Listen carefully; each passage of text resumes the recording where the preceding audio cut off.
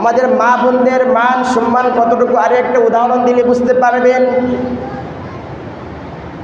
একজন ব্যক্তির কাছে মনে করেন হীরা জহরত মণি মুক্তা এত বড় একটা খণ্ড তার কাছে আছে, এখান থেকে সে চলে যাবে কক্সবাজারে।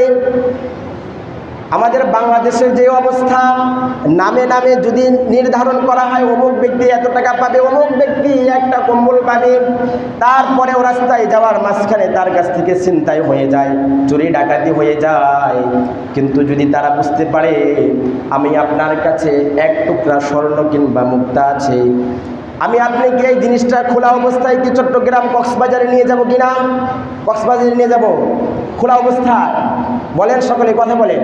নাকি এটা সুন্দর করে পরিপাটি করে প্রথমে কাগজ দিয়ে মোড়াবো, এরপর সুতো দিয়ে বাঁধাই করব, আবারও একটা জিনিস দিয়ে বাঁধাই করব।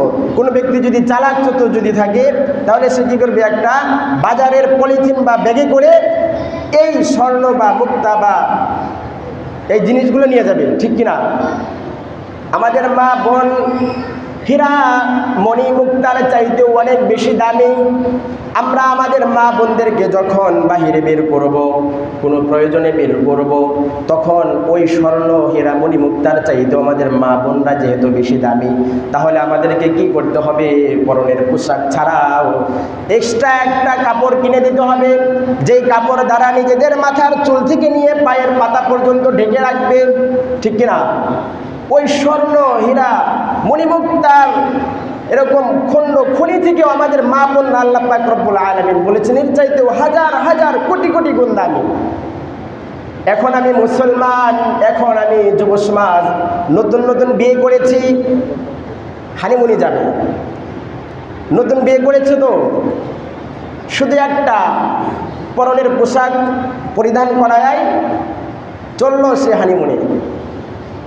আমাদের অনেক বাবার কন্যা সন্তান আছে। আমাদের আরো একটা বিষয় লক্ষণীয়, আমাদের যার যত বেশি টাকা হয় সে তত বেশি উলঙ্গপনা করে, ঠিক কিনা? দেখবেন, খেয়াল করবেন, রাস্তাঘাটে যার যত বেশি টাকা আছে তার পরনের পোশাক মেয়েদের বিশেষ করে ছোট হতে থাকে, তত ছোট হয়। আমাদের বাংলাদেশের অবস্থা